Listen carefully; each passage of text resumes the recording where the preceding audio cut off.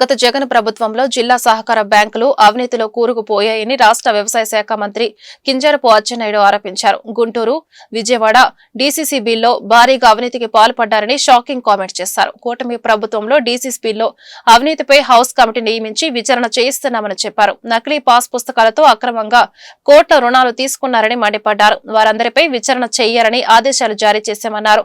తప్పు చేసిన వారిపై క్రిమినల్ చర్యలు తీసుకుంటామని హెచ్చరించారు. గురువారం గుంటూరు జిల్లా సహకార బ్యాంకు పర్సన్ ఇన్ఛార్జ్ గా మక్కిన మల్లికార్జునరావు బాధ్యతలు స్వీకరించారు. ఈ కార్యక్రమంలో మంత్రి అచ్చెన్నాయుడు, ప్రభుత్వ చీఫ్ విప్ జీవి ఆంజనేయులు పాల్గొన్నారు. ఈ సందర్భంగా మంత్రి అచ్చెన్నాయుడు మీడియాతో మాట్లాడారు. దివంగత మాజీ ముఖ్యమంత్రి నందమూరి తారక రామారావు రైతులకు మేలు చేయాలని సహకార వ్యవస్థ తీసుకొచ్చారని గుర్తు చేశారు. అసెంబ్లీలో ఎమ్మెల్యేలు సహకార వ్యవస్థలో జరుగుతున్న అక్రమాలపై చర్చించారని చెప్పారు. గత వైసీపీ ప్రభుత్వంలోని 5 ఏళ్లు ఎన్నిక లేదు, ఆడిట్ లేకపోవడంతో భారీగానే అక్రమాలు జరిగాయని ఆరోపించారు. సహకార వ్యవస్థను గాడిలో పెట్టాలని కూటమి ప్రభుత్వం ప్రయత్నం చేస్తుందని తెలిపారు. బ్యాంకు చైర్మన్ నియమిస్తున్నామని, త్వరలో సంఘాల సభ్యులను కూడా నియమిస్తామని ప్రకటించారు.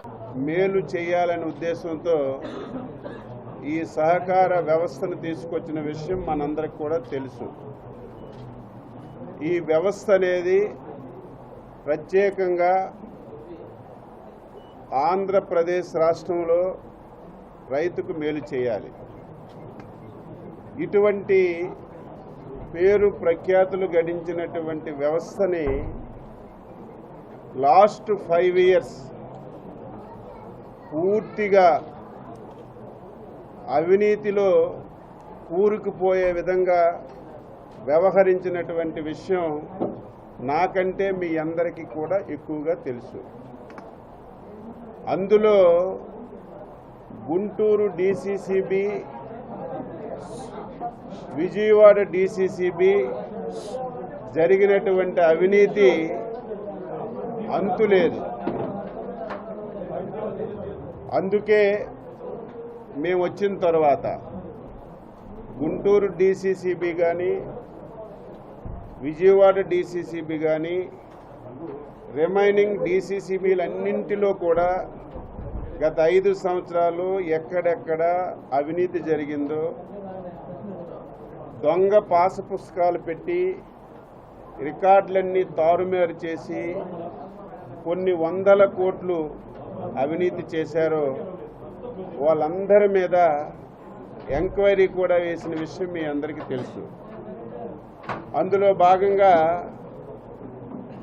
గుంటూరు డీసీసీబీ మీద ఎంక్వైరీ కూడా కంప్లీట్ అయి ఈ అవినీతికి ఎవరెవరు బాధ్యులో రిపోర్ట్ కూడా ప్రభుత్వానికి వచ్చింది.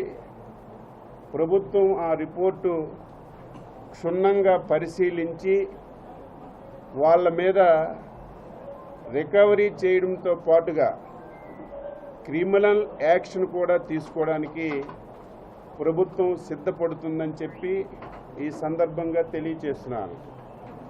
ఇదే విషయం గత శాసనసభ సమావేశాల్లో రాష్ట్రంలో ఉన్నటువంటి అందరూ శాసనసభ్యులు తీవ్రమైనటువంటి ఆందోళన చెంది, ఇది ఒక కృష్ణా గుంటూరే కాదు, రాష్ట్రంలో అన్ని దగ్గరలా వ్యవస్థని ఎలక్షన్లు జరపకుండా 3 మెన్ కమిటీ వేసుకొని కనీసం ఎక్కడ ఆడిట్ లేకుండా విపరీతంగా దోపిడీ జరిగిందని